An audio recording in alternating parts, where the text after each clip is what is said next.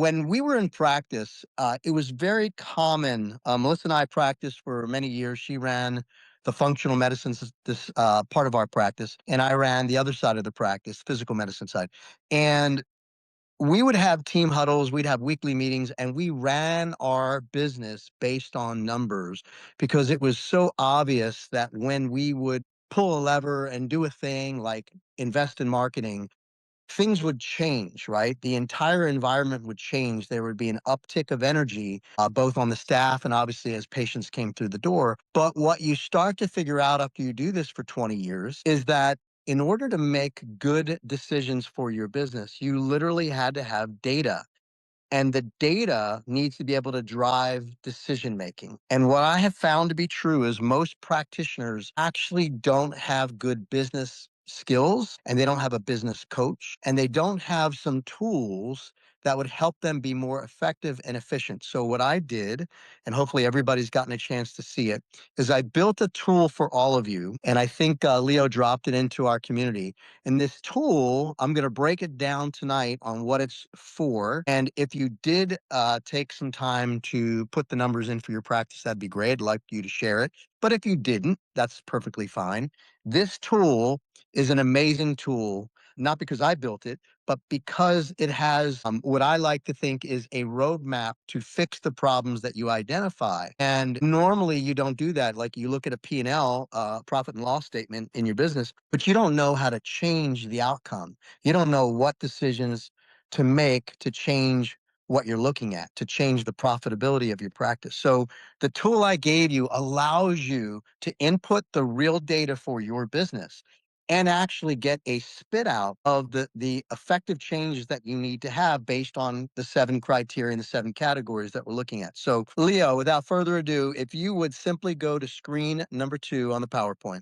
So what this is, guys, is it is a practice growth diagnostic engine that we created for you. And it's designed to do 3 things: diagnose any problems going on in your business, score it, and then prescribe what I like to call as a business treatment plan. It's a treatment plan that's going to allow you to know exactly what you need to do based on the criteria that you put in. So, Leo, hit slide 3. So when we look at the old ways of guessing, I remember when I did this in practice, and you're trying to just figure out how do you grow year over year or even just month over month. And what I realized is the data that you input is everything, and you have to take your emotion out of it, which for the first probably 10 years of my practice life, I think I was working a little bit more off of emotion and energy and drive than I was about data. It wasn't until it got pointed out to me by some smarter, more advanced practitioners and business people to say, hey, you need to start to pay attention to these KPIs. I didn't even know what a KPI was, but I knew that I wasn't year over year growing at the rate that year 2, 3, and 4, we we're growing really well. And then all of a sudden we start to hit a plateau. So I started to learn what were the numbers that I had to track and how should I pay attention to these so I could make some decisions. So on slide 3, we have the old way of guessing where you're essentially entering raw numbers into a spreadsheet and then hoping for insight. And the spreadsheet's not really giving you insight. It's really kind of reacting to what we call lagging indicators, like a bank balance, right? So at the end of a month, if you have $10,000 left over in your bank account, that's kind of how most small business owners operate is, oh, okay, I have $10,000 left over. And so therefore, that's how you kind of make your decisions. It's a horrible way to make decisions, but it's very common.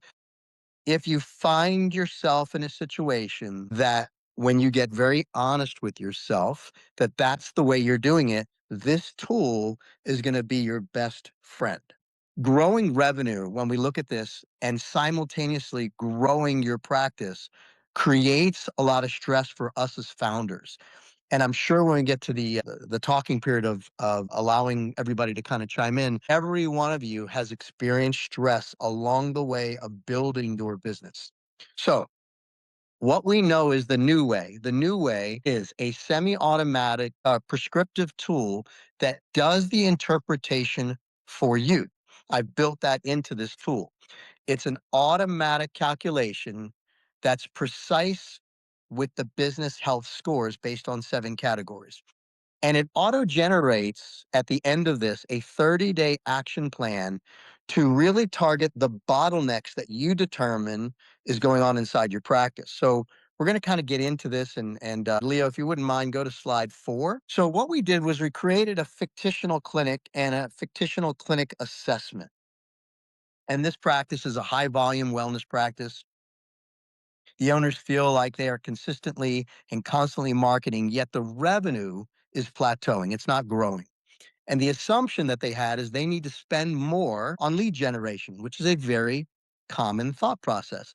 If I'm spending $3,000 a month and I'm getting 10 leads a month, if I spent twice that, I should get 20 leads a month, and so on and so forth. The problem with that mindset is you're not really looking at what's going on inside your business. You're just looking at the top of the funnel, right? The very beginning of it, but you don't look at all the other areas of the practice. So the diagnostic goal of this practice is to run the raw data through the engine, the diagnostic engine, to see if the assumptions matches the clinical reality. That's the key, guys. You have to make sure that this matches your clinical reality. And a lot of times it doesn't, and that's just okay. Now that you'll have a tool in front of you. So on slide number 5, we're going to talk about the 7 vital signs of a practice health. And I'm going to start on the right-hand side and just kind of go around the clock. So and I've weighted this, everything was weighted 15 except for capacity and utilization. And I was very mindful about doing that. But on the first measurement, we're going to look at lead generation. How do we measure demand, right? The second one is conversion, converting the leads into actual patients. And it's really important to look at that factor. And oftentimes we don't look at that. We don't look at conversion, and then we don't do anything when we identify there's a problem.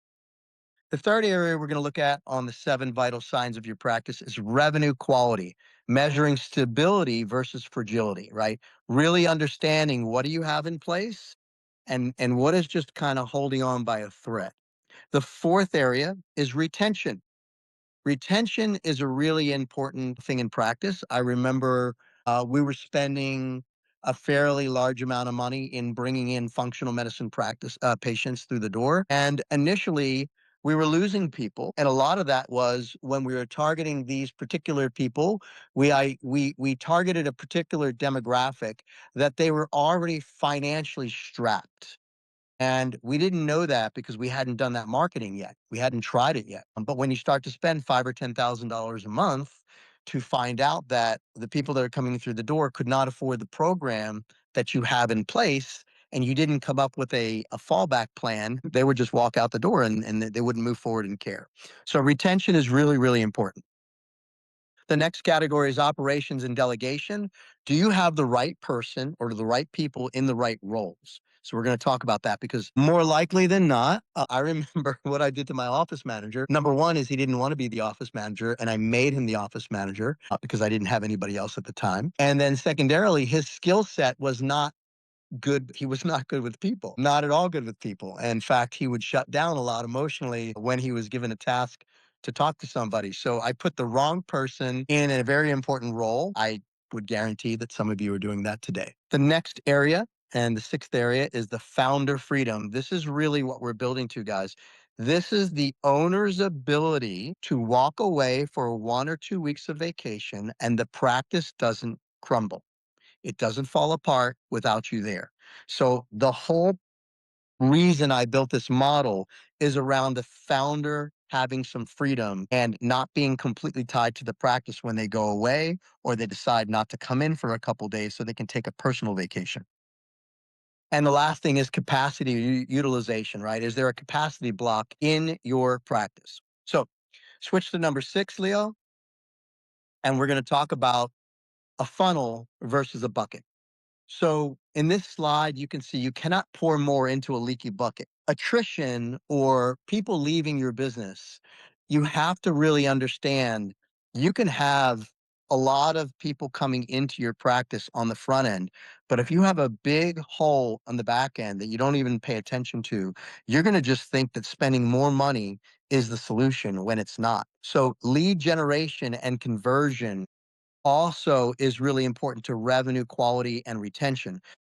If you have guys, I'm going to tell you this. Here's a secret. If you do a better job on retention, you don't need to spend more money on the top of the funnel. You don't need to spend more money on bringing new people through the door because retention will bring you more clients and because they're going to refer friends over when they are happy with what you do. And I think a lot of us kind of take that for granted. They think that that's going to happen naturally. And I'll share with you some things that I discovered along the way that I had to learn.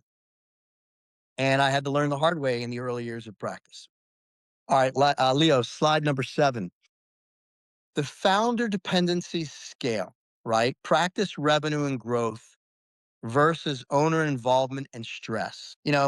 I think that everybody on this call, as founders and leaders in their business, is always juggling this scale. And this scale, a lot of times, is affecting your emotional state, how you show up for your staff, how you show up for your family, how you show up for your spouse, how you show up for your kids. And a lot of this is tied to the health of your business. I think that what will happen is after everybody starts using this tool, they'll start to get a deeper understanding of their business and they'll start to make better decisions that help them both inside the practice and outside the practice. So, this founder dependency scale is the balance between practice revenue and owner stress. So, I'm sure everybody on the call is not stressed out and everything's going just perfectly fine week in and week out.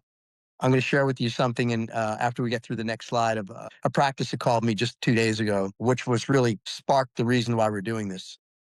So on slide number 8, we're going to look at the translation engine and data into diagnostics, right? So there's raw data that we put into this, which are leads, consultations, and new clients. In this particular case, we put in 100 leads, consultations turned into 40, and new clients were 20. So that's kind of the numbers we used to generate the information.